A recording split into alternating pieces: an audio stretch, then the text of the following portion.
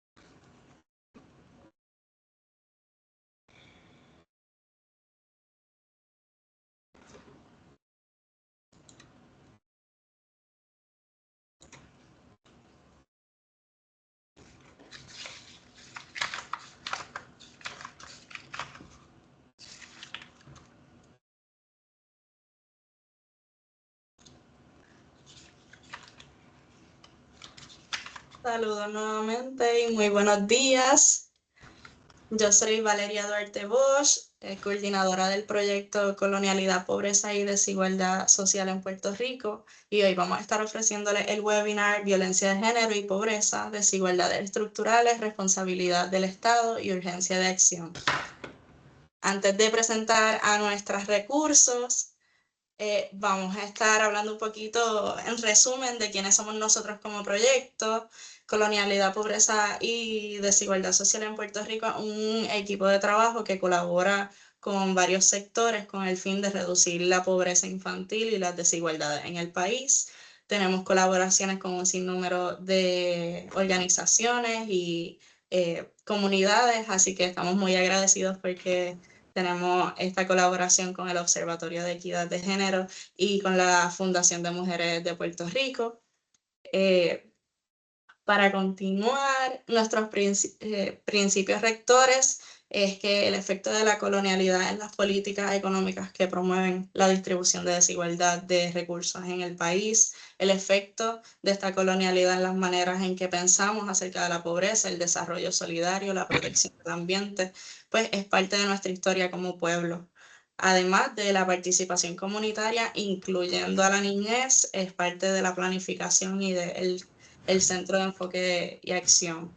La capacidad de la niñez y las familias de aportar de manera significativa a la transformación social es una de nuestras bases también.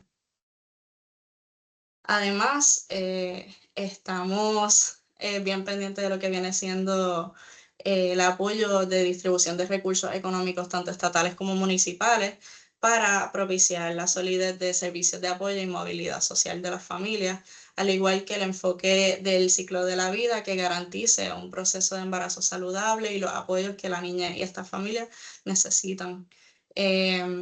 Una educación pública gratuita y de calidad para la niñez, con salarios dignos para quienes laboran en el ambiente escolar y quienes laboran en general, además de el acceso a las artes y a la actividad física para la niñez en ambientes seguros. Creemos en la prioridad que necesita atender estos problemas estructurales que tenemos, como la falta de agua potable, la injusticia energética y asuntos de salud pública que afectan tanto a nuestra niñez y a la movilidad social de la familia. Además, el valor de la investigación como fuente de conocimiento, nos enfocamos en investigaciones tanto dentro como fuera del recinto y estamos bien integrados en las comunidades y no solo en investigar, sino en atender las necesidades de estas comunidades con quienes investigamos.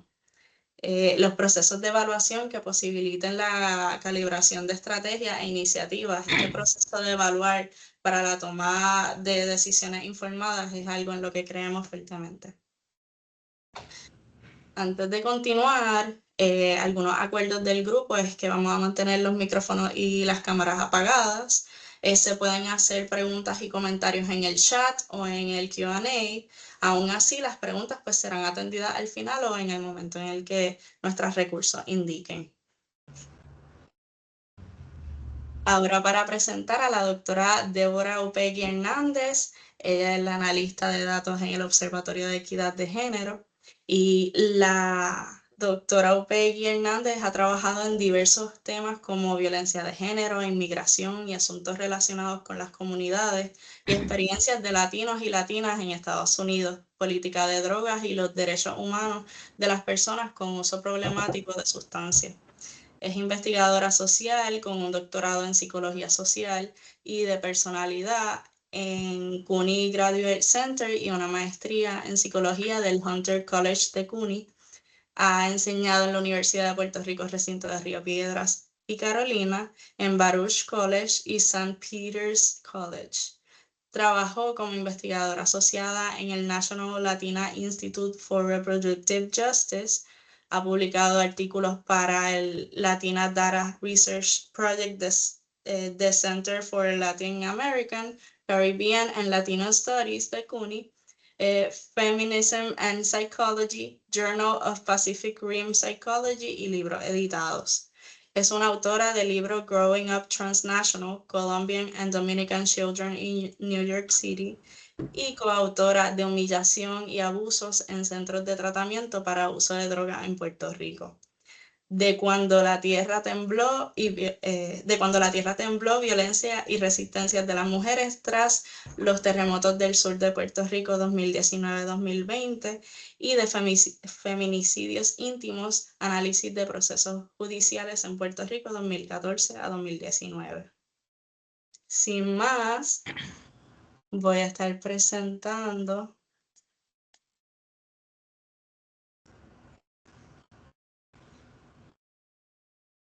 le damos la bienvenida a la doctora y voy a estar incluyendo su presentación.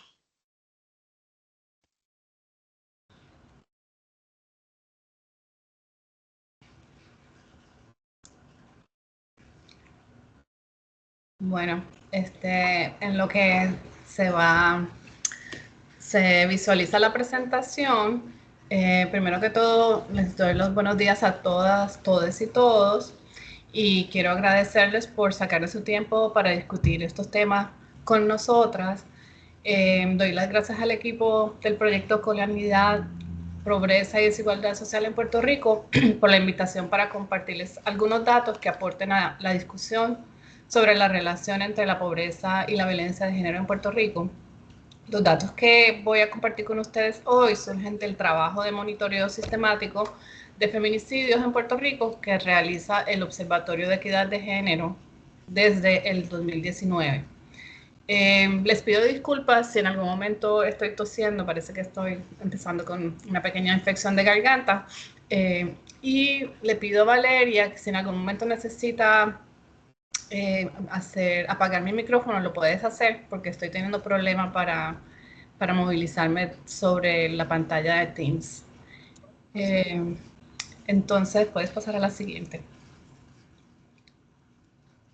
El origen del Observatorio de Equidad de Género es una organización sin fines de lucro que fue fundada por una coalición de organizaciones feministas y defensoras de los derechos humanos en Puerto Rico. Surgió en respuesta a la preocupación por el aumento en la violencia de género después de los huracanes Irma y María en septiembre de 2007, para darle seguimiento a la falta de respuesta adecuada del gobierno local en términos de provisión de servicios y falta de datos sobre las realidades de las mujeres, niñeces y comunidades LGBTQ+ en Puerto Rico. Menciono esto porque muchas personas a veces piensan que el Observatorio de Género es parte o una agencia gubernamental, que no lo es. Somos sin fines de lucro, no recibimos fondos del gobierno y trabajamos con fondos de fundaciones privadas por propuestas.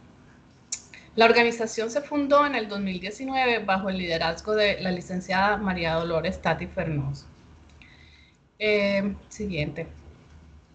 Algunos objetivos para el día de hoy serían identificar el feminicidio como una forma extrema de violencia de género en Puerto Rico, examinar lo que sabemos de la niñez que sobrevive los feminicidios en Puerto Rico, brindar algunos datos sobre la niñez que se ha visto afectada por situaciones de orfandad a causa de feminicidios entre el 2019 y el 2025 en Puerto Rico. De igual manera, identificar algunas consecuencias de la violencia feminicida en la niñez y sus familias y brindar algunas recomendaciones para la reparación integral de la violencia feminicida en la niñez. Siguiente. Entonces, para comenzar, es importante sentar algunas bases sobre el concepto de feminicidio y cómo lo utilizamos en nuestro trabajo. El concepto ha evolucionado en respuesta a nuevas evidencias y teorizaciones. No es un concepto estático y representa nuestra comprensión del fenómeno.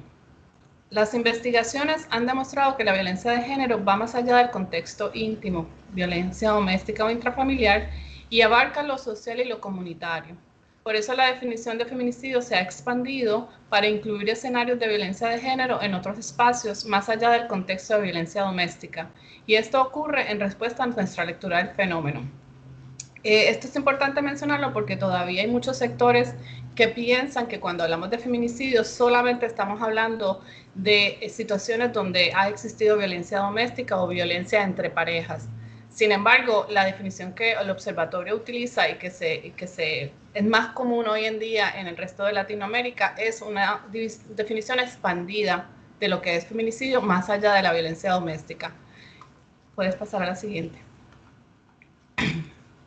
Aquí pueden ver que la definición de feminicidio que utilizamos del Observatorio de Equidad de Género corresponde a la definición emitida por el modelo de protocolo latinoamericano de investigación de muertes violentas de mujeres por razones de género, desarrollado por ONU Mujeres en el 2014, donde se define el feminicidio como la muerte violenta de mujeres por razones de género, ya sea que tenga lugar dentro de la familia, en la unidad doméstica o en cualquier otra relación interpersonal, en la comunidad, por parte de cualquier persona o que sea perpetrada o tolerada por el Estado y sus agentes, por acción u omisión.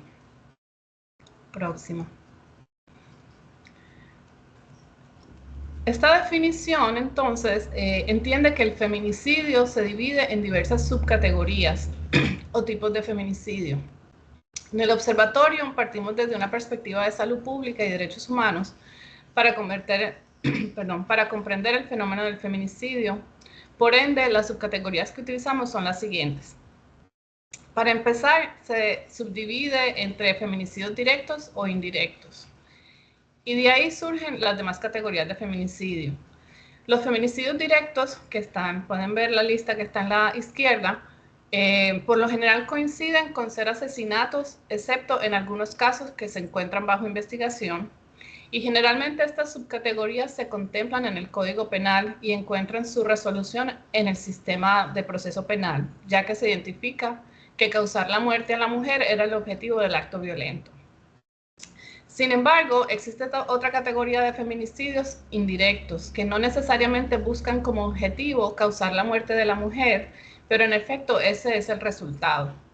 Es importante documentar estos tipos de casos para poder identificar estrategias de prevención y cambios en políticas públicas que ayuden a prevenir estas muertes. Y eso sería, por ejemplo, el caso de las muertes de mujeres relacionadas al mercado de sustancias controladas, relacionadas con venganzas, crimen organizado, con sobredosis de sustancias y violencia obstétrica.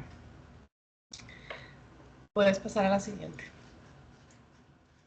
Entonces, ¿qué sabemos sobre la niñez que sobrevive los feminicidios en Puerto Rico? Lamentablemente sabemos muy poco y ha sido de interés solamente recientemente. Un artículo muy puntual de Todas Puerto Rico en el 2021 confirmó lo que ya sospechábamos. Los datos oficiales sobre los asesinatos de mujeres en Puerto Rico no son confiables. En consecuencia, tampoco hay cifras que reflejen de forma correcta el impacto de la violencia de género en las familias sobrevivientes, especialmente los hijos de las mujeres asesinadas que eran madres. Glenda Gerena mencionó en una entrevista y cuando se le preguntó y dijo que no tenemos una estadística, un dato que diga el niño perdió a la mamá por feminicidio o por cualquier otra razón. Esto lo dijo cuando ella era administradora de Administración de Familias y Niños del Departamento de la Familia de Puerto Rico. Y en esa entrevista también estaba la entonces secretaria de la Familia, Carmen Ana González Magas. Por otro lado, el artículo indicó que la Oficina de Compensación y Servicios a las Víctimas y Testigos de Delitos del Departamento de Justicia solo contabiliza los hijos de las víctimas cuyas familias han sido compensadas y no tiene disponibilidad de información anterior al año fiscal 2018-2019. Desde el 2018 al 2021, según el artículo, la agencia solo había pagado 22 compensaciones a familiares de víctimas de feminicidios, 12 eran madres y tenían 24 menores. La siguiente. El problema de la niñez en orfandad como resultado de los feminicidios no se limita al duelo de la pérdida de su madre y en ocasiones de su padre o padrastro, sino que se incrementa con la realidad de que una proporción de ellos es víctima directa y presenció la violencia doméstica en el hogar y la violencia feminicida. En el 2023, nuestra investigación Feminicidios íntimos, análisis de procesos judiciales en Puerto Rico, revisó expedientes de casos judiciales de feminicidio íntimo y encontró que el 30% de los casos de feminicidios íntimos procesados hubo hijas que presenciaron el asesinato de su madre. Y en otro 10% de los casos de feminicidios íntimos procesados hubo hijas que hallaron el cuerpo de su madre muerta. Esto representa un 40% de los casos de feminicidios íntimos identificados en ese periodo, que dejó hijos huérfanos por feminicidio que sufrieron experiencias e impacto directo de un trauma de mayor magnitud por la violencia feminicida, que puede implicar sobrecarga sensorial directa, trauma complejo al presenciar un evento violento y posible peligro personal, además del duelo de la pérdida, y mayor dificultad para procesar ese evento. Siguiente. Desafortunadamente, los datos sobre cómo la niñez se ve afectada en los casos de feminicidios son datos faltantes en los récords oficiales, lo que implica una invisibilización de esta realidad. En esta investigación que realizamos de los expedientes judiciales, se pudo observar que los récords y expedientes oficiales carecían de información sociodemográfica sobre las víctimas en comparación con la que circula en los medios de prensa. En la diapositiva pueden ver que en la derecha está la información que aparecía en los expedientes oficiales, en la izquierda la información que aparecía en los expedientes, en los recortes periodísticos, y vemos que es mayor la información sobre si habían hijos o no hijos presentes durante el feminicidio reportado en la prensa. Los únicos casos donde se informaba que la víctima tenía hijos en los expedientes oficiales eran los casos donde los hijos fueron víctimas directas según la definición judicial, pues presenciaron los hechos o estuvieron relacionados con el incidente. Casos en los que la víctima tuviera hijos pero no hubieran estado presentes, pues no aparecía en ninguna parte de la información oficial del expediente.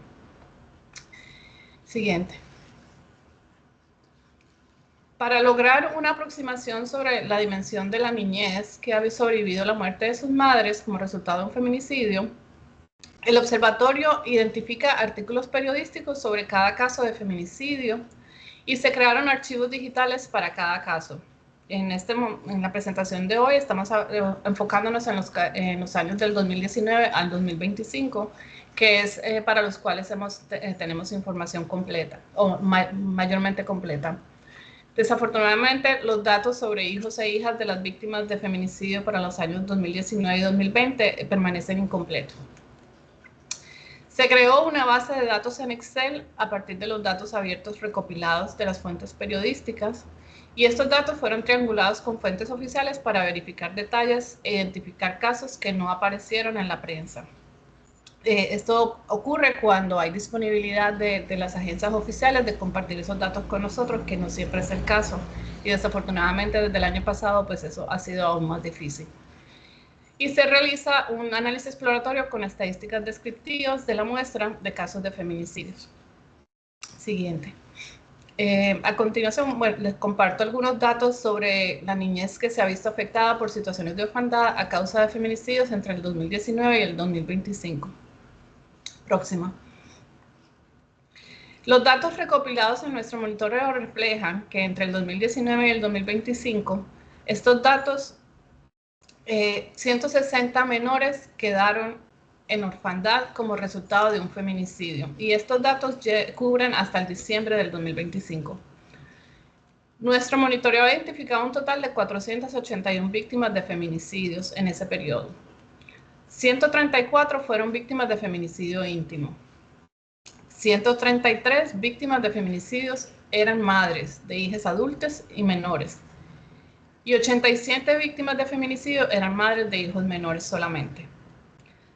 Y es importante entonces contrastar esto con la información que teníamos de la Oficina de Compensación a Víctimas, que solamente habían compensado familiares a 22 familiares en casos de 12 víctimas que eran madres. O sea, sabemos que es sumamente reducido el alcance que tiene esa oficina para compensar y reparar el daño que están sufriendo nuestra población y nuestra sociedad. Puedes pasar a la siguiente. Como vimos, el total de hijos e hijas menores en orfandad es 160, como resultado de todos los feminicidios entre 2019 y 2025. En esta gráfica podemos ver en el color naranja el total de hijas menores en orfandad por año. En el color rosa intenso está el total de víctimas que eran madres de hijas menores, es decir, las madres de esos hijos que están, del total de hijos que están en amarillo. Y la línea morada es el total de feminicidios ocurridos en el año, que incluye todas las categorías. Los años 2019, 2020 y 2021 son probablemente estimados bajos, ya que la información no estaba disponible entonces acerca de si si las víctimas eran madres o no. La información más confiable sobre si las víctimas tenían hijos o no tenían hijos corresponde a los años 2024 y 2025, donde tenemos los récords más completos. Puedes pasar a la siguiente. Aunque la gráfica que se presenta aquí parecería indicar un alza en la proporción de víctimas de feminicidio que eran madres, estas estimaciones son preliminares Y antes de sacar conclusiones sobre aumento en la proporción, se hace necesario revisar e identificar más información. En los últimos 2 años, 2024 y 2025, se ha hecho un trabajo más cuidadoso desde el observatorio para identificar la existencia de hijos e hijas menores, que aquí en la gráfica aparece en el color amarillo, quizás a ustedes se les puede parecer un poquito naranja, y hijos menores que están en el color morado, más allá de los reportes periodísticos a través de las redes sociales.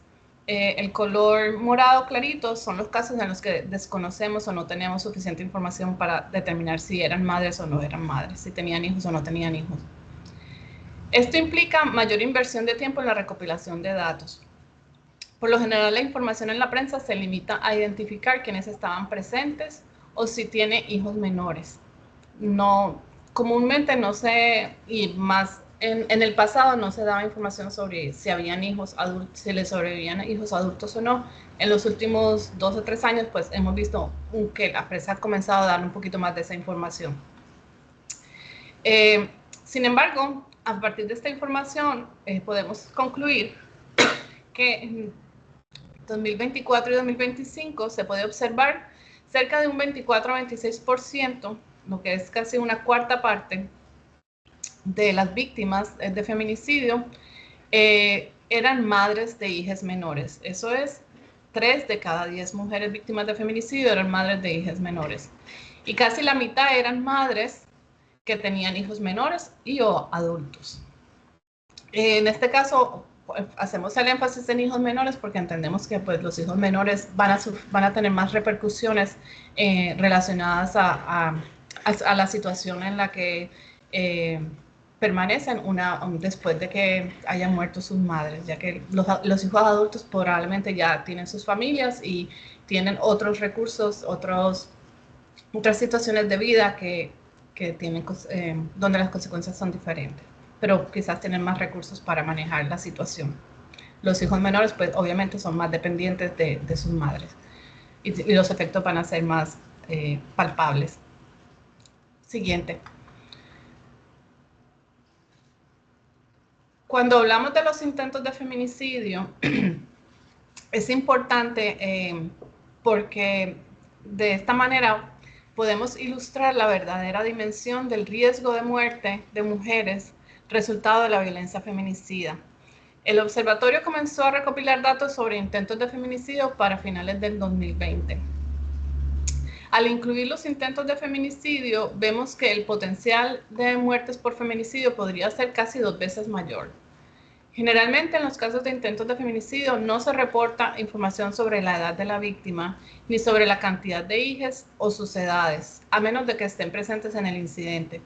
Por eso este dato puede estar muy por debajo de la realidad. O sea, el dato que les estamos presentando aquí es definitivamente un subreporte de qué tan frecuente puede estar pasando estas situaciones, sobre todo de que hayan hijos presentes, de que hayan hijos dentro del círculo familiar de estas víctimas. La variación en los datos de intentos de feminicidio de año a año responde en gran medida a que la prensa y la policía no han sido consistentes en reportar los casos que podrían catalogarse como intentos de feminicidio.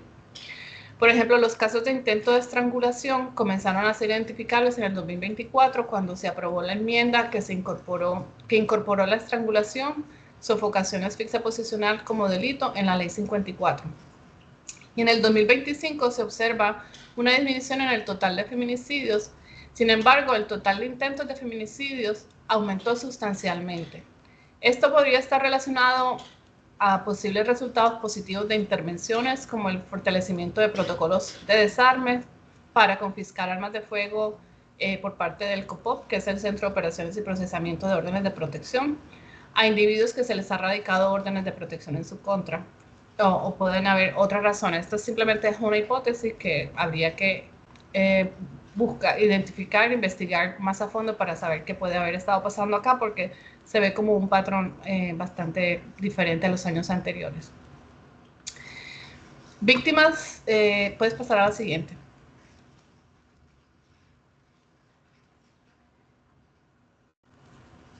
En esta gráfica podemos ver que el porcentaje de mujeres víctimas de feminicidio que eran madres con hijos menores de edad entre el 2019 y el 2025. En la derecha se indican los totales de víctimas por año por rango de edad y en la izquierda se encuentra la distribución por rango de edad expresada en porcentajes para el periodo completo. Vemos que el 51% de las víctimas de feminicidios con hijos menores de edad tenían entre 25 y 34 años y el 30% tenía entre 35 y 44 años. Sería importante poder comparar esta distribución a través de los años.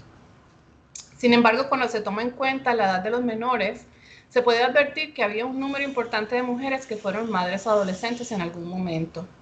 La literatura ha identificado que hay una conexión entre las circunstancias alrededor de los embarazos adolescentes y la vulnerabilidad de estas madres a enfrentar violencia doméstica en su vida. Y lamentablemente eso no se ha explorado ni se ha investigado mucho sobre el tema en Puerto Rico. Próxima. En la siguiente gráfica podemos observar cómo el porcentaje del total de feminicidios íntimos en Puerto Rico en los últimos 7 años oscila entre el 19 y el 39% dependiendo del año y la disponibilidad de datos. Esto lo menciono para resaltar que el feminicidio íntimo solo representa una porción de las consecuencias fatales que tiene la violencia de género para las mujeres en Puerto Rico y por ende para la niñez. El feminicidio y la violencia de género se debe entender no solo como un problema de carácter penal, sino como un problema de salud pública y derechos humanos que debe ser abordado desde la prevención de muertes que son prevenibles. Por lo que el observatorio identifica no solo los feminicidios directos, que pueden ser atendidos en el proceso penal, sino también los feminicidios indirectos que ameritan cambios de política pública para ser prevenibles. Sin embargo, el feminicidio íntimo tiene características específicas que lo diferencian de otros tipos de feminicidio y tiene implicaciones diferentes sobre cómo abordar la prevención en estos casos. Siguiente. En esta gráfica están subrayadas con el círculo rojo los años en que no hemos conseguido información del registro demográfico para poder corroborar el total de muertes por sobredosis en esos años y por eso esos estimados pueden estar, no ser completamente confiables y podrían variar. En esta gráfica que tienen ahora, se subraya que la cantidad de víctimas de feminicidio que eran madres de menores de edad están en color rosa fuerte. Y se puede observar en el color amarillo las víctimas de feminicidios íntimos. Esto podemos ver que las víctimas de feminicidios íntimos son solo una parte del total de víctimas que eran madres de menores.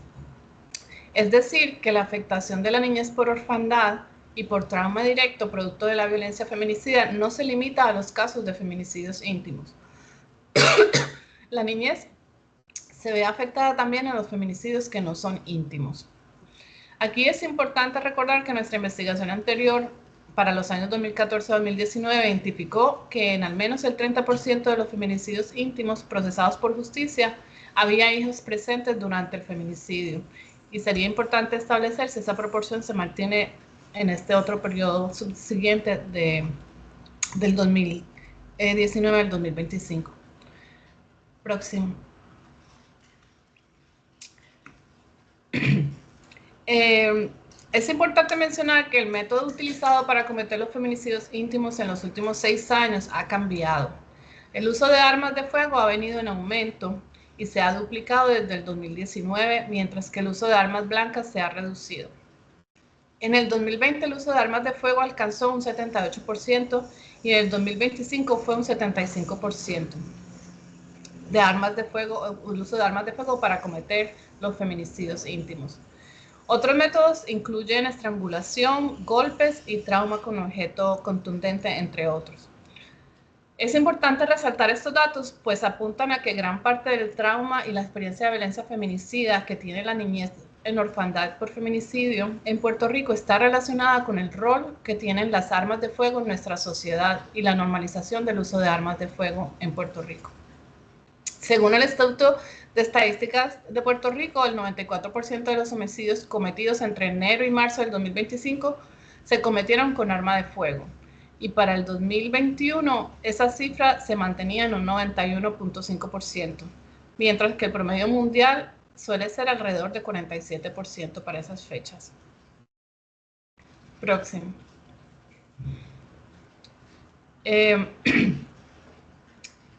Cuando hablamos sobre las víctimas que eran madres en los feminicidios íntimos, tenemos que entre 2019 y el 2025, 135 víctimas de feminicidio íntimo eran madres.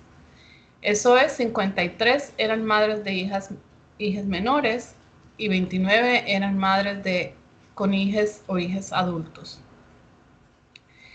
Estos son datos preliminares porque la información que se ha hecho disponible con la información que se ha hecho disponible en la prensa. En el 2024 y 2025 comenzamos a recopilar esta información sobre cantidad de hijas e hijos en los perfiles de redes sociales, por eso puede erróneamente dar la impresión de que ha habido un aumento.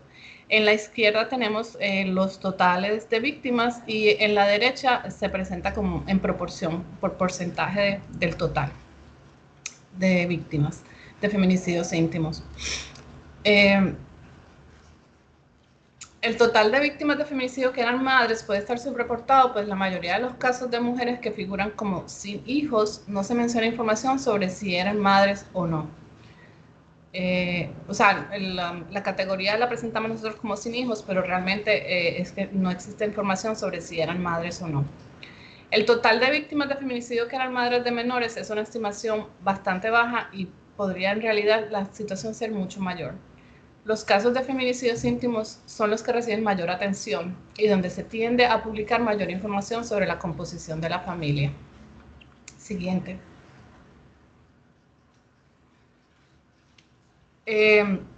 Otra situación que creo que es importante tener en cuenta cuando hablamos de cómo se ven afectados los niños, la niñez, en relación a la violencia de género y principalmente la comisión de los feminicidios, es cuando hablamos de los casos de feminicidios íntimos, seguido por el suicidio del perpetrador.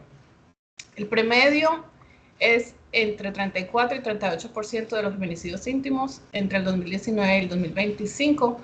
El feminicida se suicidó, perdón, en el 2024, el feminicida se suicidó después de cometer el feminicidio, es decir, 1 de cada 3. Sin embargo, en el 2025 este número ascendió a un 55% de los casos. Esto es 1 de cada 2. Culminó con el suicidio del feminicida en el año pasado. En 2024 y 2025 se observa un aumento en la proporción de feminicidios-suicidios por encima del promedio. Sin embargo, aún no hemos determinado si este aumento es significativo estadísticamente. Es importante para la discusión y comprensión de este fenómeno que se realicen autopsias psicológicas en casos de feminicidio seguido de suicidio para identificar factores de riesgo y estrategias de prevención en este tipo de casos. Por ejemplo, nuestros datos han identificado que entre el 80 y el 100% de estos casos involucra la utilización de un arma de fuego y en la gran mayoría de los casos es un arma para la que se tenía licencia de portación. Hasta el momento, la gran mayoría de los feminicidios seguidos de suicidio que hemos registrado han sido feminicidios íntimos, con excepción de un caso este año que ocurrió el año pasado, que ocurrió en el lugar de trabajo del feminicida, donde asesinó a compañeras y compañeros de trabajo. Siguiente.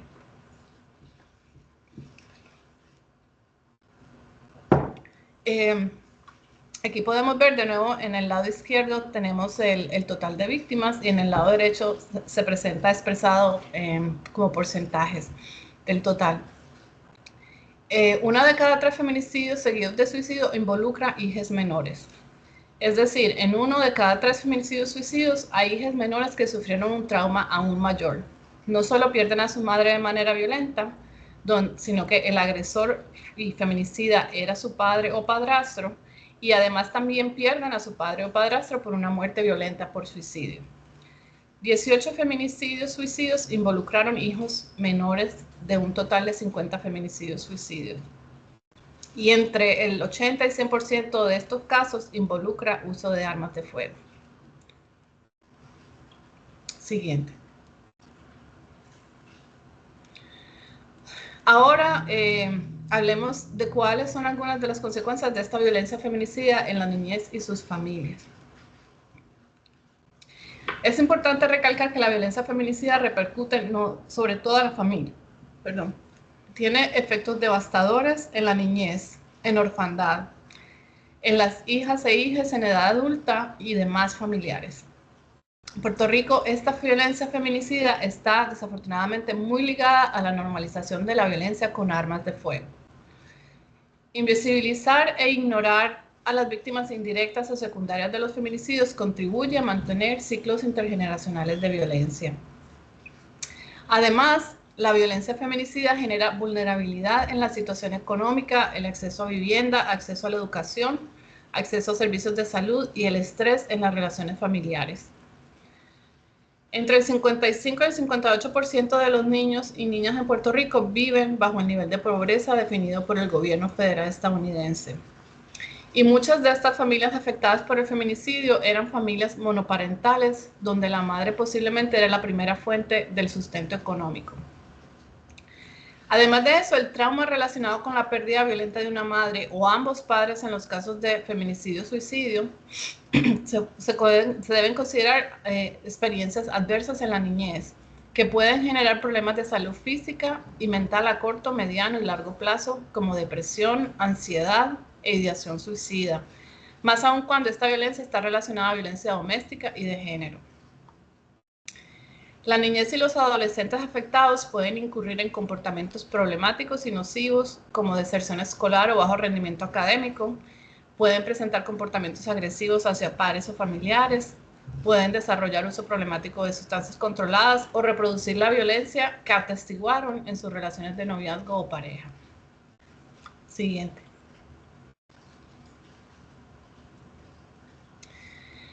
Ante la realidad del feminicidio, se hace necesario que comencemos a hablar de la necesidad de reparación integral para las víctimas y sus familiares, que no se limite a la búsqueda de justicia desde el entendido penal tradicional. Entendemos que el norte debe ser la búsqueda de una reparación integral de sus proyectos de vida, como un conjunto de condiciones y acciones que permitan resarcir el daño causado y que pueden comprender diferentes acciones y medidas que van más allá de los reclamos punitivos reflejados en los procesos penales. Por ende, una reparación integral debe comprender mínimamente los principios de restitución, rehabilitación, satisfacción y garantías de no repetición e indemnización. Cuando hablamos de restitución, nos referimos a devolver a las víctimas a la situación anterior. En los casos de feminicidio esto no es posible, pero sí es posible lograr condiciones de vida dignas para los niños y niñas y adolescentes que les sobreviven. Al hablar de rehabilitación nos referimos a recuperar a las víctimas y garantizar el pleno goce de salud integral y la reconstrucción de su proyecto de vida. Al hablar de satisfacción nos referimos a reparación del daño material en el reconocimiento público de la responsabilidad estatal y social que tenemos frente a la violencia feminicida. Hablar de garantías de no repetición tiene que ver con estrategias para la prevención de estos delitos y esta violencia. Y al hablar de indemnización nos referimos a una indemnización integral que contemple compensación económica como mínimo y de otras necesidades básicas como vivienda, salud y educación para el desarrollo de estas niñeces y la reconstrucción de sus proyectos de vida. Siguiente. Y para ir finalizando, algunas recomendaciones que desde nuestra perspectiva deben tenerse en cuenta para atender la situación de la niñez que sufre consecuencias de los feminicidios serían desarrollar servicios integrales, creando protocolos para identificar y atender la situación de vulnerabilidad de la niñez, hijos e hijas adultas que sobreviven a un feminicidio, al igual que para acompañar a sus familiares y cuidadores. Desarrollar un sistema de registro y de seguimiento para eliminar la invisibilidad estadística que existe alrededor de la realidad de menores y familiares que sobreviven un feminicidio o se ven afectados. Esta invisibilidad impide conocer la magnitud del impacto de la violencia feminicida sobre la niñez y las familias. Es importante diseñar y fomentar investigaciones académicas y evaluaciones que midan impacto y efectividad de los esfuerzos de prevención.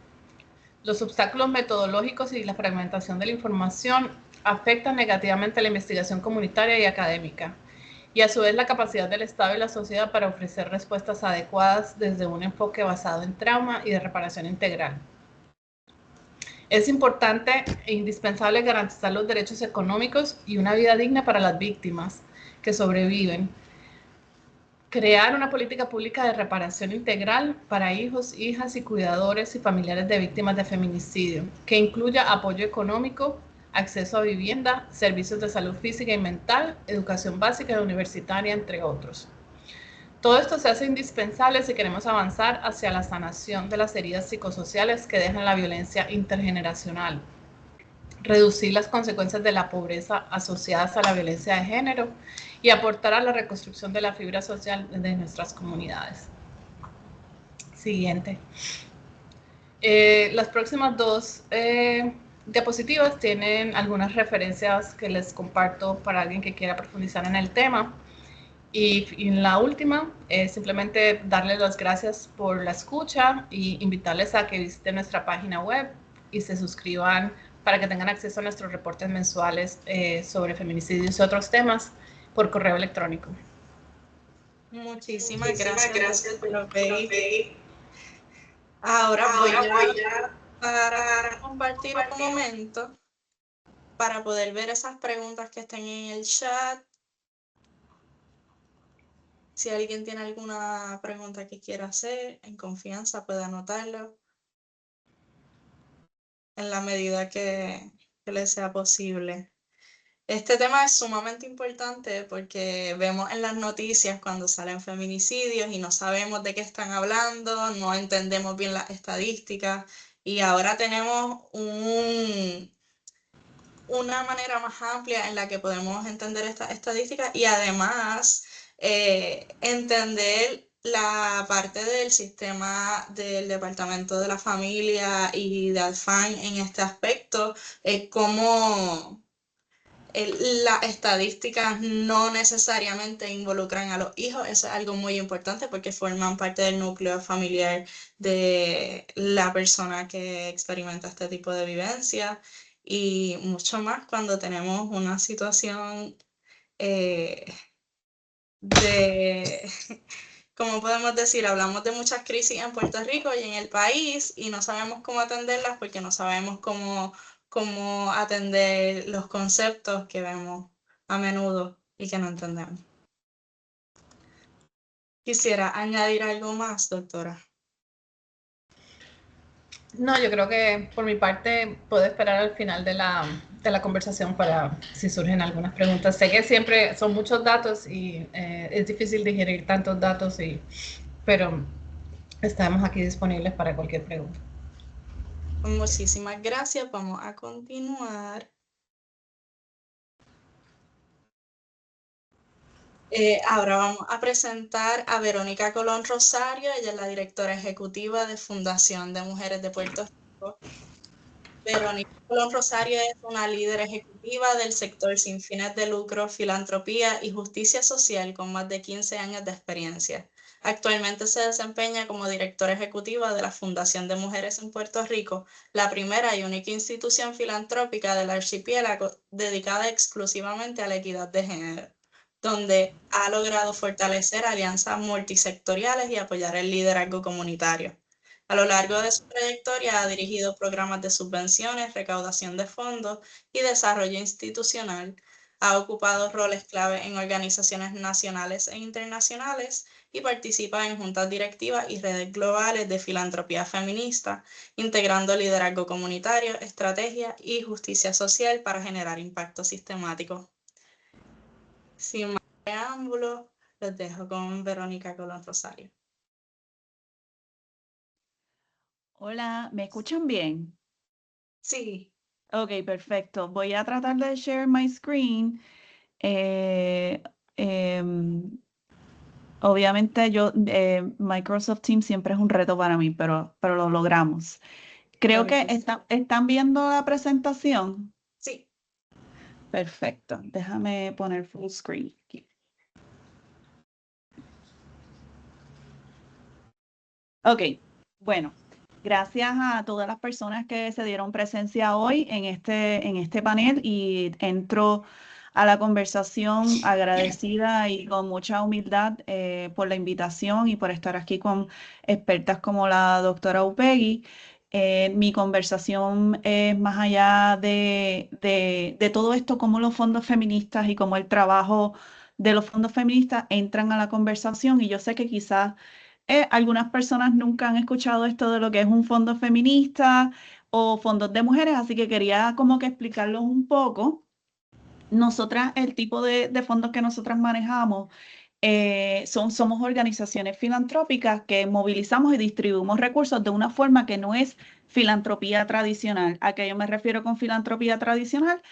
La filantropía tradicional ejerce poder sobre las organizaciones a quienes les proveen recursos, limitándoles crecimientos, inversión en sustentabilidad, y nosotras hacemos eso mediante fondos flexibles, fondos operacionales, para que asegurar la sustentabilidad y la duración, o sea, que estas organizaciones perduren en su existencia aquí en Puerto Rico. O sea, nosotras exclusivamente trabajamos en Puerto Rico. Nosotros movemos recursos a quienes han sido excluidas con el acceso a poder económico. Y bien importante, y lo voy a mencionar varias veces durante la presentación, nosotras no financiamos caridad, nosotras financiamos justicia. Y eso es bien importante enfatizarlo, porque cuando hablamos de la pobreza muchas veces caemos en la trampa de creernos caritativos cuando esto es una inversión intencional y de justicia social. Así que como único fondo feminista trabajamos exclusivamente con organizaciones que atienden el tema de violencia de género, temas de equidad, trabajamos con mujeres, niñas y la comunidad género expansiva, y muchas veces con comunidades donde el Estado no llega. La gran mayoría de nuestros fondos están intencionalmente dirigidos a organizaciones que proveen un tipo de servicios que no llegaría de ninguna otra forma. Por eso es que esta conversación nos interpela directamente, porque vemos todos los días cómo las decisiones económicas y de política pública afectan la vida y la sobrevivencia de mujeres y personas feminizadas y la de sus hijos e hijas e hijes. Eso dicho, nuestro rol es financiar, pero también nombrar lo estructural. Nosotras no intervenimos únicamente con el tema de falta de recursos, también visibilizamos las fallas estructurales que hacen que estas violencias se repiten y se normalicen. Esto lo hacemos desde una posición un poco, digo, privilegiada. Nosotras no recibimos fondos federales, no recibimos fondos estatales, al igual que el observatorio. Dependemos de donaciones individuales, que eso es personas como tú, como yo, como mi mamá, que hacen su aportación ya sea de $1 a $10,000, dependiendo de tu capacidad económica, ¿verdad? Y todo es bienvenido. Pero también la gran mayoría de nuestros fondos vienen de fundaciones de afuera de Puerto Rico. De Puerto Rico no pasa mucho, porque las fundaciones en Puerto Rico son históricamente más pequeñas en general. Así que nosotras visualizamos lo que es la precariedad económica de las mujeres. Yo hablo mucho de esto, en especial las mujeres que dirigen las organizaciones sin fines de lucro, la impunidad institucional, la falta de educación con perspectiva de género como ejemplo, y que lo voy a mencionar varias veces en esta presentación, el racismo, el colonialismo y otras formas de exclusión histórica, porque nosotras invertimos de una forma interseccional y todas estas variables importan al momento de trabajar en temas de equidad. Así que como Fondo Feminista amplificamos las voces de las personas pues, que viven en esta situación. Cuando yo digo producimos datos, eso es bien amplio, no los producimos, eso es un error. Nosotras apoyamos organizaciones que producen estos datos. Por ejemplo, nosotras apoyamos al Observatorio de Equidad de Género, y también motivamos a otras filantropías a apoyar organizaciones como esta, porque creemos firmemente que para poder hacer este trabajo necesitamos tener información directa, investigación rigurosa, investigación comunitaria, porque como dijo la doctora Upegui, los datos en Puerto Rico es un reto. Así que, eso dicho, quisiera enfocarme un poquito en hablar sobre el rol de las organizaciones sin fines de lucro, y la importancia que tienen en Puerto Rico y cómo esto está relacionado con los temas de prevención de violencia y reducción de pobreza. Pero yo quisiera hablar un poco al principio sobre la precariedad de las organizaciones que sostienen la vida en Puerto Rico. Estas organizaciones, a veces se nos olvida que están llenando vacíos que el Estado no está cumpliendo, ¿verdad? O sea, lo que está haciendo el observatorio no es una forma más rigurosa, más completa de documentar feminicidios, de documentar temas de violencia de género. Y esos datos pues no existen. Los albergues de violencia de género están corriendo mayormente por organizaciones sin fines de lucro, 100%. O sea, son todas organizaciones sin fines de lucro. El Estado no tiene ni un albergue. Y lo que, o sea, las organizaciones sin fines de lucro están reemplazando diariamente los servicios que el Estado no le está proveyendo a la ciudadanía de Puerto Rico. Y esto es bien importante porque estas organizaciones conocen a sus comunidades mejor que nadie. Tú no puedes pensar que tú como creadora de políticas públicas o como directora de una fundación, me puedo tomar como ejemplo, yo no sé las realidades de las mujeres en Comerío porque yo nunca he vivido en Comerío, no sé qué está pasando a nivel comunitario y no puedo asumir cuáles son las soluciones de esa comunidad. Organizaciones como Casa Juana Colón en Comerío tienen claro cuáles son las necesidades específicas de esa comunidad y pueden verbalizar y trabajar más eficientemente con estas necesidades que yo, Verónica Colón, como directora de una fundación, tiene y viviendo dentro de mis privilegios, ¿verdad? Así que es bien importante reconocer que estas organizaciones conocen sus comunidades y sus trabajos y su misión más que cualquier otra persona que venga a pretender a decir cómo están trabajando, qué están trabajando, cómo están recibiendo dinero, cuáles son sus resultados, si están siguiendo o no su misión, porque no sabemos la realidad de la organización. Nosotras tuvimos un estudio, sacamos un estudio y hablamos de esta precariedad donde históricamente se documentó la pérdida de fondos federales que ha debilitado significativamente la capacidad de respuesta de organizaciones que atiendan el tema de violencia de género. ¿Qué pasa? El tema de los fondos federales, especialmente ahora, es un tema bien controversial porque como el resto de Puerto Rico, hemos caído en una dependencia bien grande de crecimiento y creación de sustentabilidad por los fondos federales. Y esto es una conversación para un panel distinto, ¿verdad? Pero yo quiero enfatizar que no es porque quieren, o sea, las organizaciones no buscan fondos federales, es que es la única opción que tienen las organizaciones que tienen que atender poblaciones vulnerabilizadas porque necesitan muchos recursos y la gran mayoría del tiempo las fundaciones locales no pueden proveer ese tipo de recursos, no porque no quieran, pero muchas veces no pueden proveer ese tipo de recursos y en Puerto Rico, bien importante, Puerto Rico no recibe fondos filantrópicos como el resto de Estados Unidos. A nosotras no nos llegan los fondos de fundaciones de Estados Unidos por la situación colonial. Muchas veces las fundaciones dicen, no podemos entender dónde ubicarte si en nuestro portfolio de Estados Unidos o de Latinoamérica, y entonces nos quedamos en el limbo. Y eso ha creado una dependencia de fondos federales que es totalmente innecesaria, porque si podemos invertir en estas organizaciones de una manera bastante intencional, esto puede mejorar.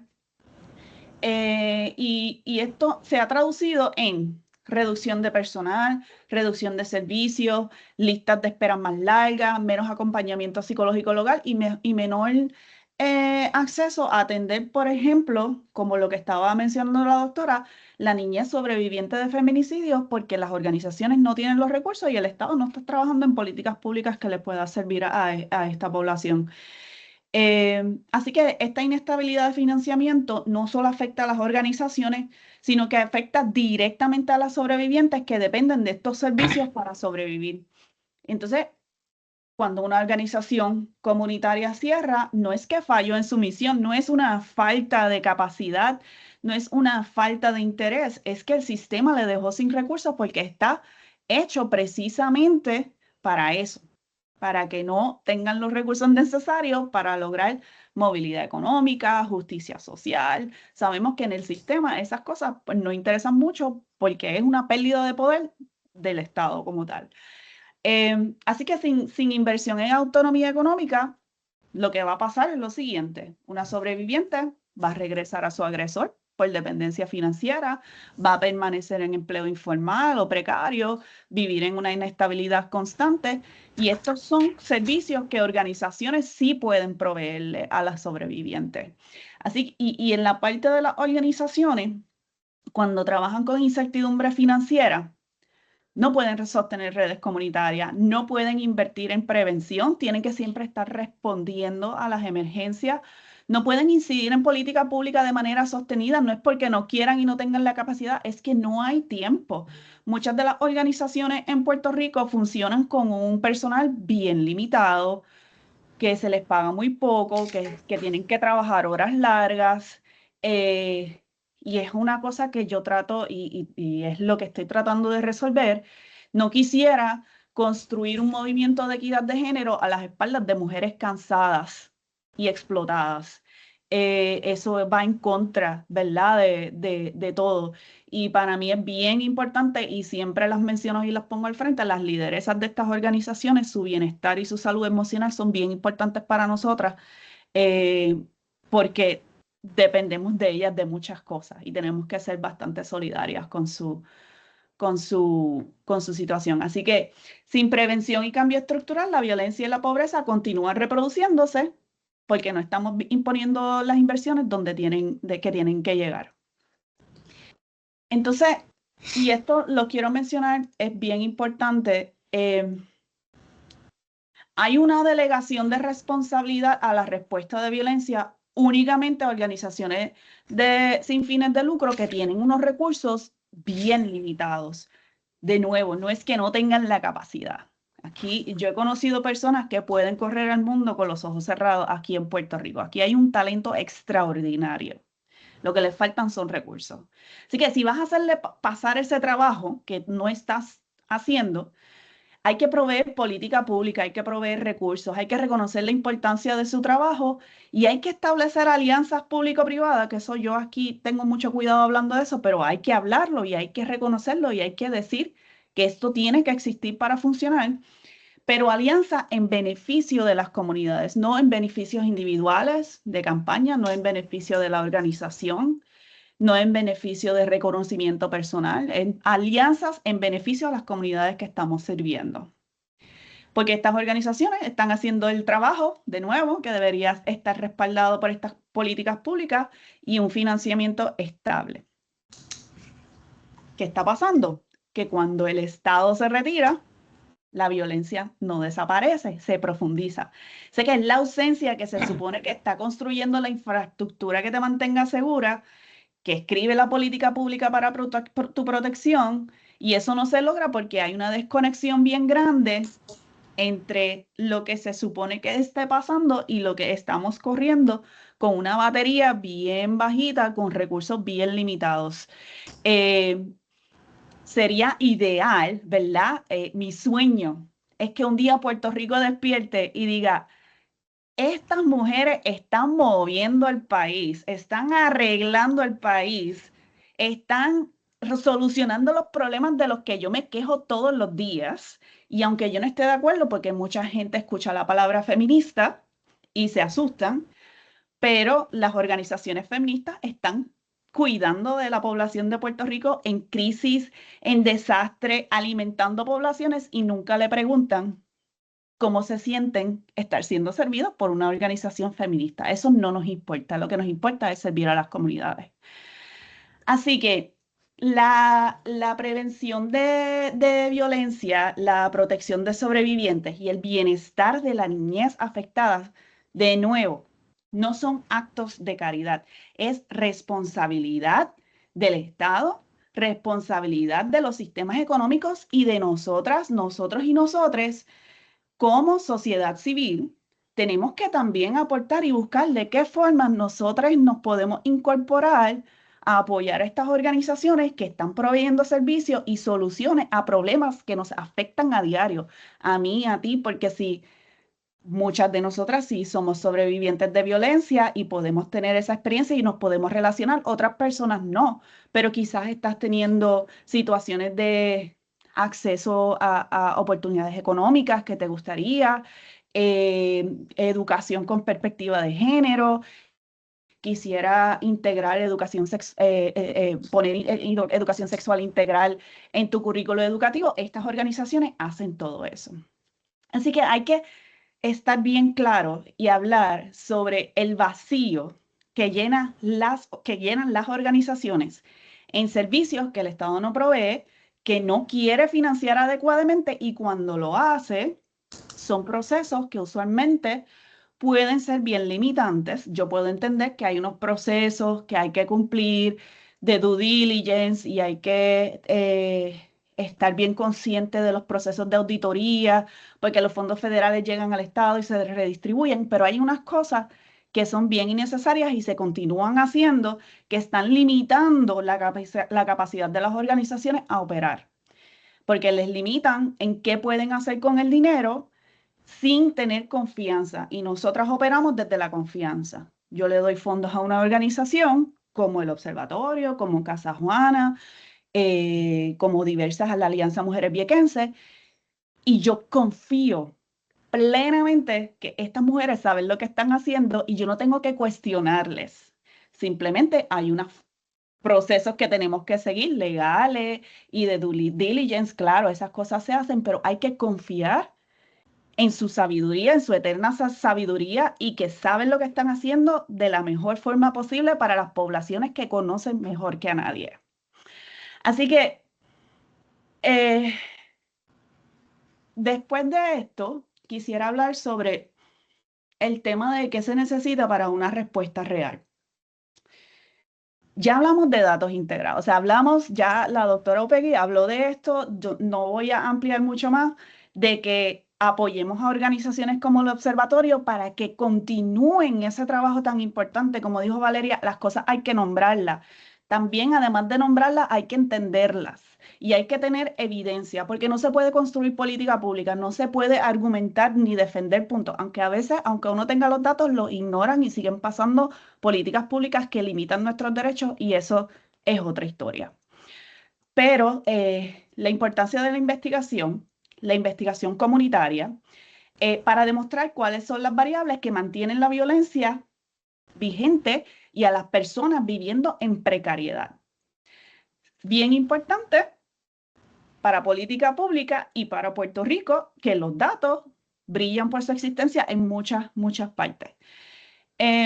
Una inversión pública sostenida. Cuando yo digo sostenida, ¿qué estoy hablando? Que se haga política pública que diga, mira, nosotras pasamos por una emergencia de violencia de género, lo lógico es que yo dedique un presupuesto anual a los albergues y a las organizaciones de prevención, y cada año yo le voy a asignar unos fondos de ese presupuesto a estas organizaciones para atender una crisis que Puerto Rico está pasando, porque la violencia en Puerto Rico ya es una epidemia, es una crisis, y el Estado tiene que responsabilizarse e invertir en las organizaciones que están haciendo este trabajo, y eso se hace de formas creativas. Hay muchas formas de hacerlo. Ciertos impuestos pueden ser dedicados a estos fondos, los fondos federales se pueden flexionar en las exigencias a las organizaciones, o pueden hacer alianzas con fundaciones para que nosotros les ayudemos a aprender a distribuir esos fondos de manera más basada en la confianza y la solidaridad, al tiempo, las energías y la capacidad de estas organizaciones. Políticas que reconozcan la relación entre pobreza y violencia.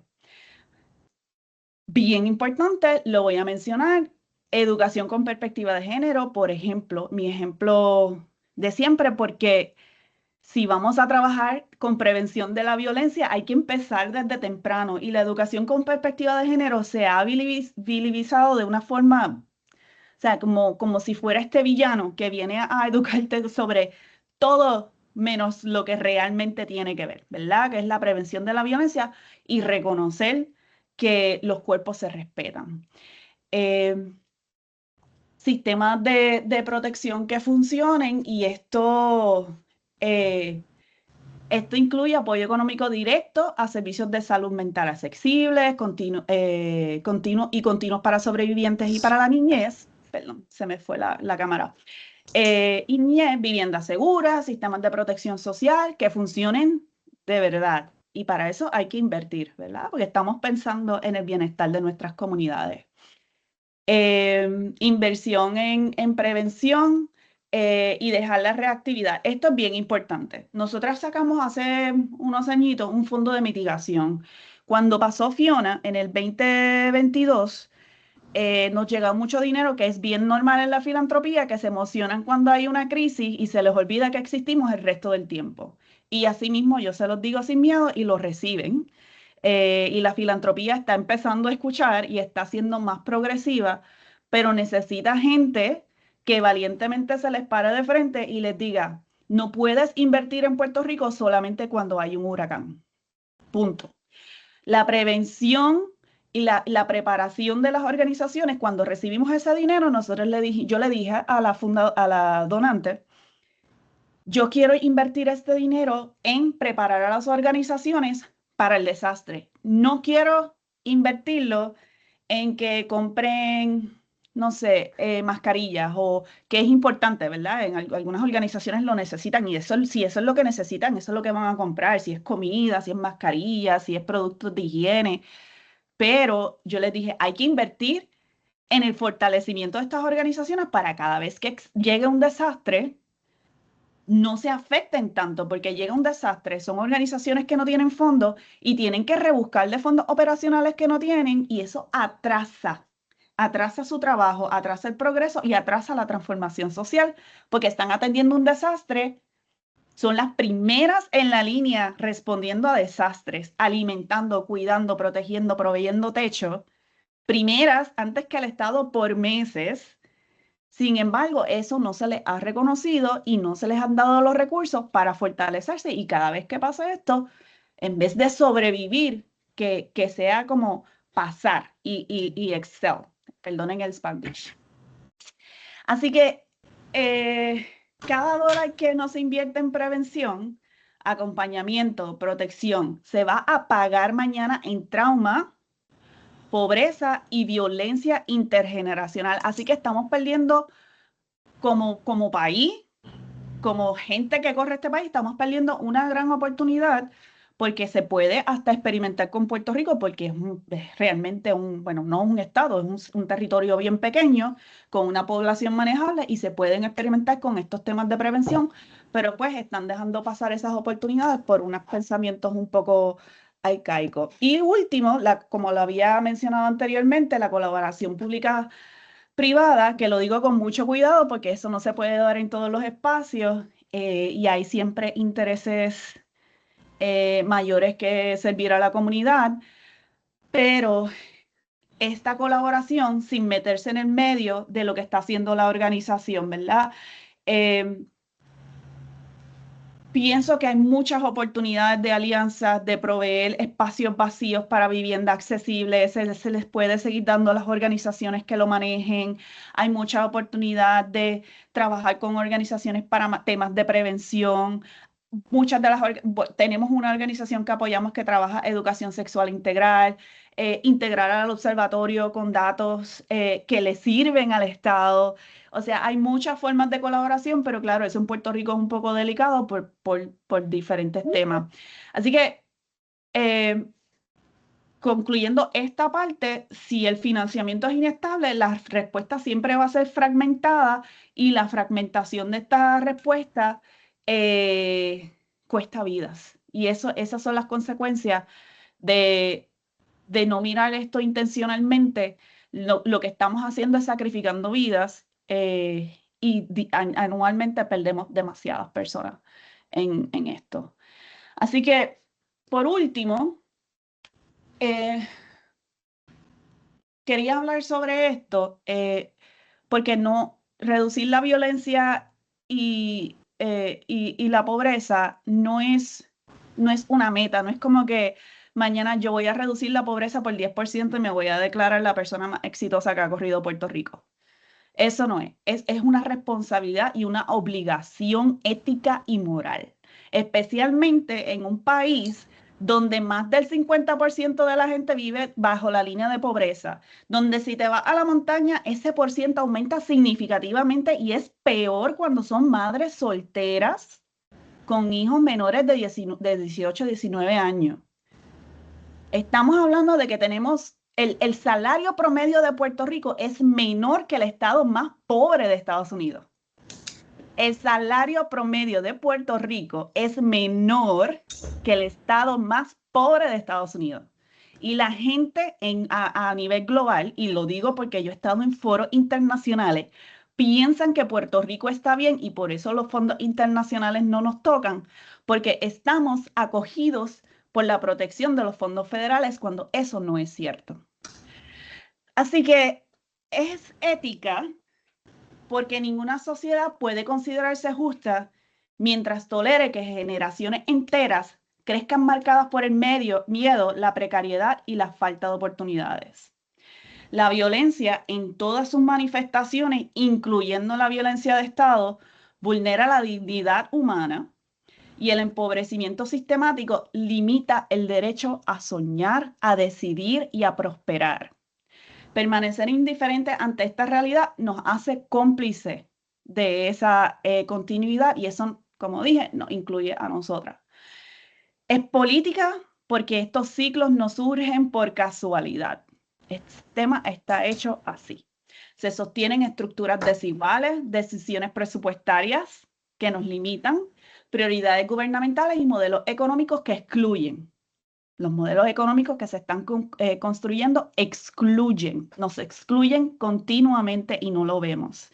Por tanto, también pueden desmantelarse mediante políticas públicas valientes, inversión sostenida, educación transformadora y sistemas de protección social efectivos. No basta con atender las consecuencias, de nuevo, es importante intervenir en las causas. Así que romper con estos ciclos implica apostar por la prevención, fortalecer comunidades, garantizar acceso equitativo a recursos y oportunidades y reconocer que la violencia y la pobreza están profundamente entrelazadas significa asumir responsabilidad colectiva y ejercer voluntad política para redistribuir poder, recursos y posibilidades. No es caridad, es justicia, no es opcional y es urgente. Con eso termino. Muchísimas gracias, Verónica. De verdad que ambos recursos han sido excelentes y me llevo algunos comentarios y algunas frases que han dicho, como estaban mencionando, no financia caridad, sino financian justicia. Eso es algo bien importante porque nos trae un poco como guía de qué tener en la mente al momento de estar viendo estos presupuestos gubernamentales y estamos como que, espérate, ¿qué es lo que están financiando? ¿A dónde está llegando el dinero? Y cómo también desde lo individual podemos aportar a la fundación y a proyectos como el observatorio, como Siempre Vivas, que estaban mencionando en el chat.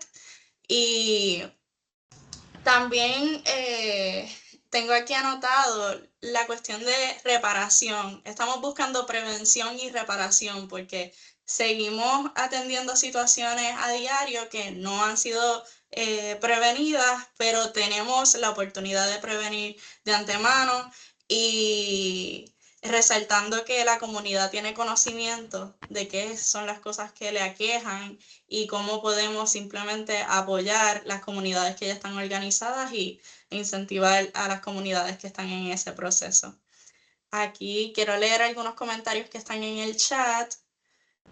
Mencionaron en cuanto a la estadística, dice aquí, ese es un punto muy importante, el que las estadísticas no reflejan la cantidad de ciudadanos jóvenes en desarrollo y crecimiento que están siendo impactados, como tampoco aparece documentado a nivel estatal el impacto que esto tiene en los ciudadanos en desarrollo y el efecto en cadena que esto genera. Además, aquí hay un agradecimiento gracias a la Fundación de Mujeres por el apoyo otorgado para la realización del estudio para evaluar el programa Siempre Vivas Room como programa de servicio con Evidence Base. Gracias por su apoyo, continuamos existiendo y ofreciendo servicios a la comunidad y sobrevivientes mujeres y sus hijas con la seguridad de estar ofreciendo un programa efectivo. Además, mencionaban excelente punto, Verónica, más fundaciones como la de ustedes tienen la fórmula perfecta: el apoyo fiscal, el acompañamiento, educación, facilitación y el valor que le dan a nuestro trabajo. Además, mencionan ese punto de separar el dinero e invertir en el sostenimiento de programas, organizaciones, albergues que ofrecen los servicios al país ante la alta incidencia de violencia de género en el país. Es lo que debería estar sucediendo, como bien menciona. Ese reclamo hay que continuar haciéndolo. Por aquí continuamos. Esa política pública de mostrar la necesidad de estas organizaciones en ausencia o ante el silencio e inactividad del Estado para ofrecer seguridad e igualdad de trato a mujeres y niñas. ¿Dónde es que mejor se dirigen? ¿A la prensa o al público general? Es decir, ¿tienen datos de dónde produce mayor efecto la visibilización de la situación? Y otra pregunta: ¿cómo la estrategia y operaciones de FDM de la Fundación de Mujeres, inserta fundamentos antirracistas e interseccionales como metodología? Ahí sería una pregunta para Verónica.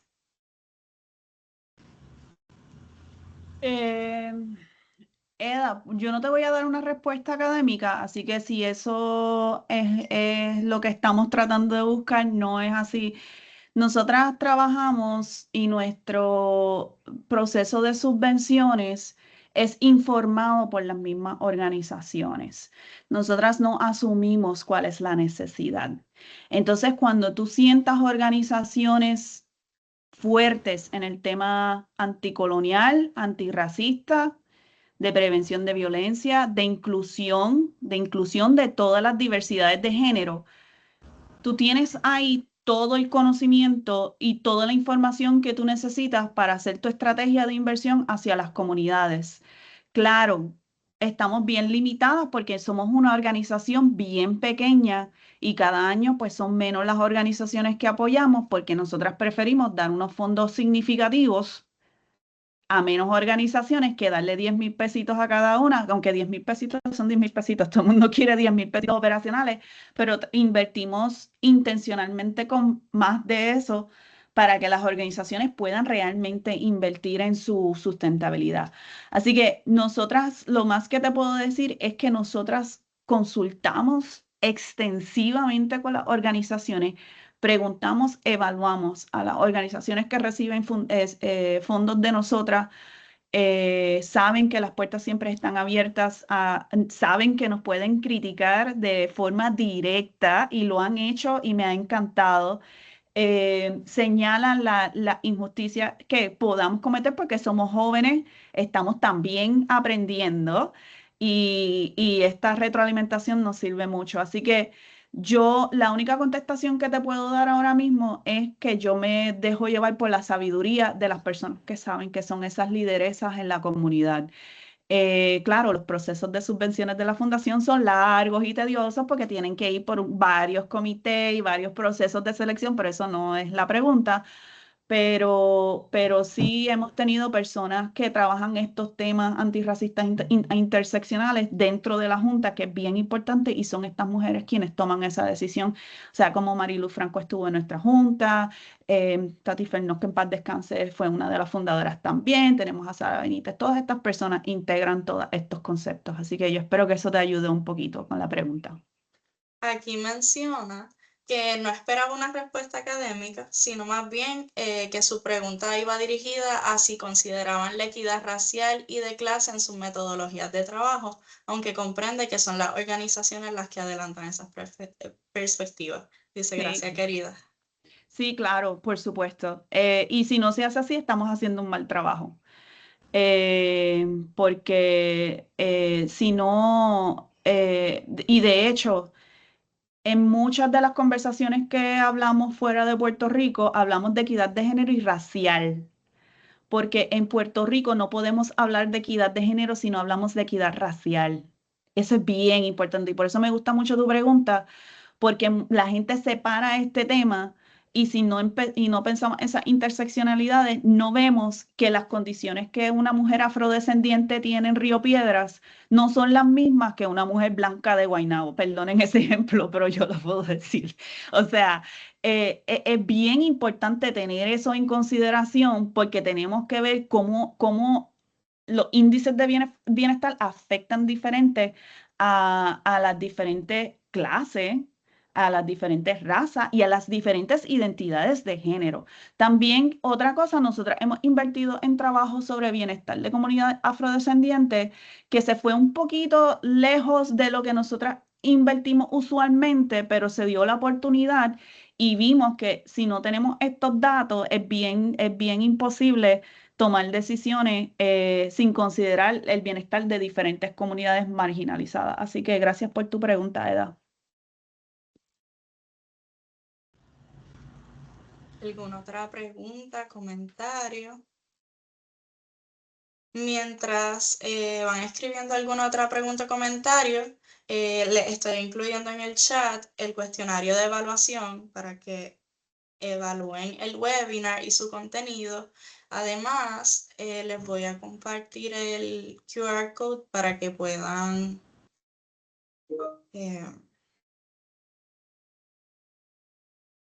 escanearlo y acceder al mismo enlace.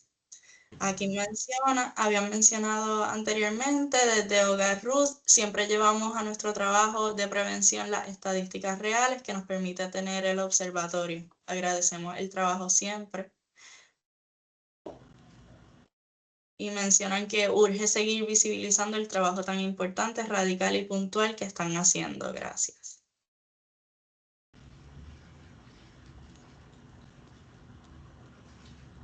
Para ir concluyendo, le agradecemos a todos, todas y todes por haberse conectado. Muchísimas gracias tanto a la doctora Débora Upegui y a Verónica Colón. Muchísimas gracias por decir que sí, por su tiempo y calidad de información y por todo el trabajo que realizan diariamente. Estamos muy agradecidas y esperamos seguir colaborando desde el proyecto y en otros espacios. Les invitamos a seguir nuestras redes sociales en LinkedIn, Instagram y YouTube, que seguimos compartiendo información por ese medio. Gracias, muchas gracias. Que tengan lindo día y quienes deseen quedarse para hacer alguna otra pregunta, pues está el espacio. Valeria, antes de decir que dar las gracias, yo quisiera de nuevo recalcar la importancia de no invisibilizar el rol que tienen las armas de fuego en Puerto Rico. Yo creo que políticamente van a estar tratando de pasar leyes que sigan flexibilizando la aportación de armas y yo creo que eso simplemente va a agravar la situación.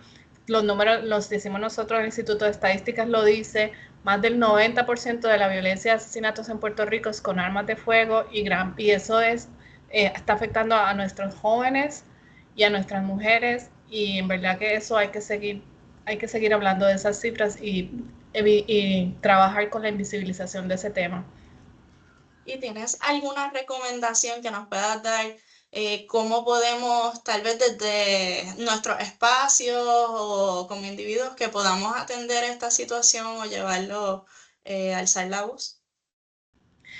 Pues yo creo que es muy importante compartir esos datos, porque yo creo que la mayoría de la gente no reconoce o no cae en cuenta de lo prevalente que es el uso de armas de fuego en los asesinatos y en la violencia que estamos viviendo. Y que cuando se traen esos datos, la gente se sorprende. Y más importantemente también para todas las organizaciones que trabajan con las mujeres, recordar que el que las mujeres se armen no es la solución para evitar y para atender la violencia de género. Es mucho más peligroso para una mujer que consiga un arma ella en una situación de violencia. Esa arma la pueden usar para lastimarla a ella misma y esa retórica que está utilizando la Oficina Procuradora de Mujeres hay que combatirla. Wow. Muchísimas gracias y definitivamente es algo que tenemos que atender urgente.